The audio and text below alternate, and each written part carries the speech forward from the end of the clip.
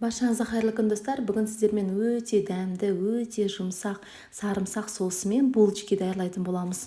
Булочкидің бір түрін суптармен, әсіресе борщпен ұсынсаңыз, өте керемет ас болып табылады. Бұл булочкиді дастарханға ыстық күйінде ұсынсаңыз, бір мезгілде желініп кетеді. Булочки үшін 440 грамм ұн, 180 грамм сүт, 7 грамм дрожжи, 20 грамм қант, жарты шай қасық тұз, 1 дана жұмыртқа және 1 сарыуыз, 80 грамм айран және 40 грамм сары май қажет. Ең алдымен тестіміз жақсы көтерілу үшін опара даярлап аламыз. Ол үшін бір ыдысқа дрожжидің барлығын саламыз. Оған берілген мөлшердегі қанттың аздаған бөлігін қосамыз. Сүттің аздаған бөлігін құямыз. Содан соң дрожжи мен қант ерігенге дейін оны венчикпен жақсылап араластырамыз. Опара біздің болашақ тестіміздің жақсы көтерілуіне кепілдік береді. Сондықтан міндетті түрде осы опараны дайындағандарыңыз абзал. Опараға қалған сүттің барлығын құямыз. Берілген мөлшерден ұнды елеп отырып, осы сұйықтығымызға қосамыз. Ұнды шамамен көз мөлшерімен аламыз. Біркелкі болғанға дейін оны венчикпен жақсылап, ешқандай түйіршік қалмағанға дейін жақсылап араластырамыз. Бұл масса сұйық сметана секілді болуы қажет.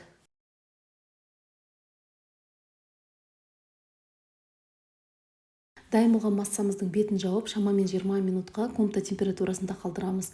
Оның көлемі шамамен 2,5 есеге ұлғаюы тиіс.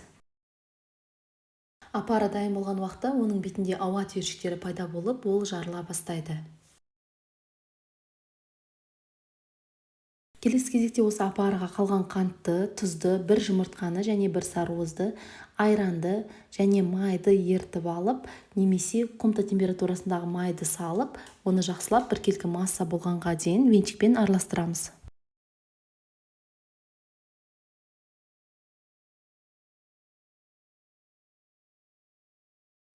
Ұнды елеп отырып қосып, қамыр илейтін боламыз. Алдымен ұн әбден қоюланғанға дейін оны венчикпен немесе лопаткамен жақсылап араластырып отырып қамыр илейміз.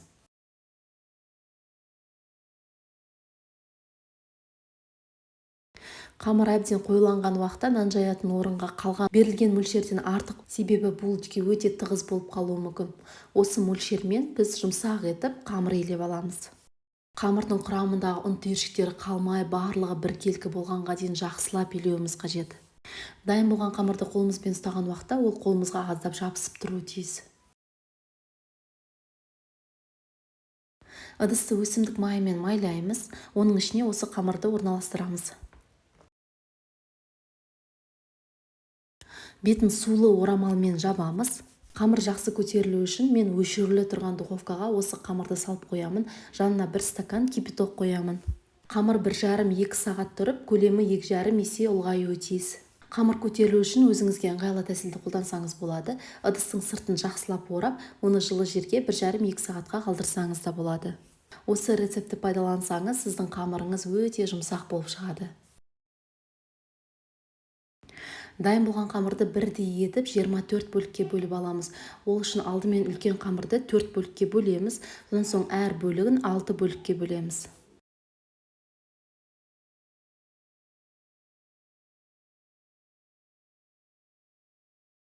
Дайындап алған қамыр бөліктерін ішіне қарай түйеміз, содан соң видеода көрсетілгендей етіп қолымызбен дөңгелектейміз. Дөңгелектеген уақытта астына ешқандай ұн сеппейміз.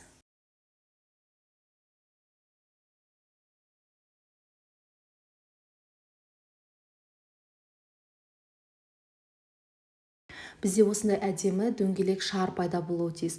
Осылай 24 булочкамызды даярлап аламыз. Булочкаларды дөңгелектеп жатқан уақытта қалғанын барлығын целлофанның астында ұстаймыз, ол кеуіп кетпеуі тиіс.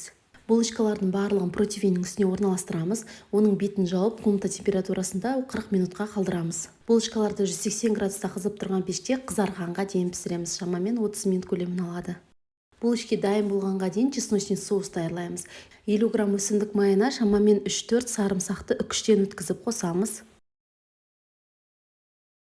Кішкентай қасықтың ұшымен тұз қосамыз және 2 ас қасықтай су құямыз. Барлығын жақсылап араластырып дайындап қоямыз.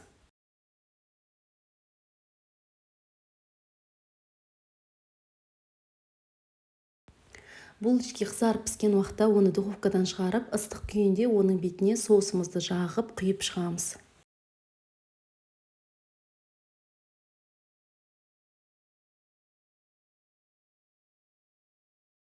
бетін жауып шамамен 10 минутқа соус сіңгенге дейін қалдырамыз.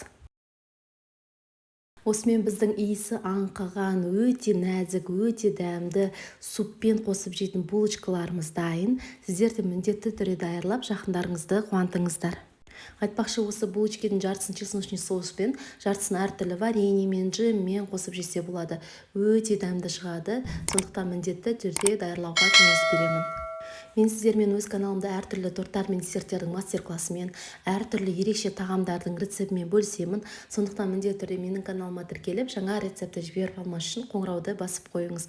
Менімен бірге болып, менің каналымның дамуына үлесіңізді қосып жатқаныңыз үшін сізге алғыс айтқым келеді.